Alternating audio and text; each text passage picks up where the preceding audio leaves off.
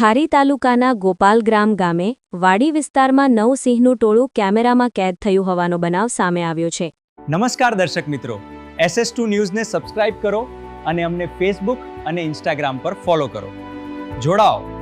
ગ્રામજનો દ્વારા પાડવામાં આવેલા વિડીયોમાં એક સાથે 9 સિંહો વાડી વિસ્તારમાં આટાફેરા મારતા જોવા મળ્યા હતા, જેને કારણે વિસ્તારમાં ભયનો માહોલ ફેલાયો હતો. મળતી માહિતી મુજબ ગોપાલગ્રામની સીમમાં આવેલા ખેતર નજીક સિંહોનું ટોળું રાત્રિના સમયે જોવા મળ્યું હતું. સ્થાનિકોએ સાવચેતી રાખીને આ દ્રશ્યો પોતાના મોબાઈલમાં કેદ કર્યા હતા.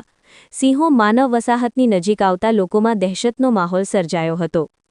ઘટનાની જાણ થતાં વન વિભાગની ટીમ તાત્કાલિક સ્થળ પર દોડી આવી હતી અને પરિસ્થિતિ પર નજર રાખી રહી છે. વન વિભાગ દ્વારા ગ્રામજનોને રાત્રિના સમયે બહાર ન નીકળવા તેમજ પશુઓને સુરક્ષિત સ્થળે રાખવા સૂચના આપવામાં આવી છે.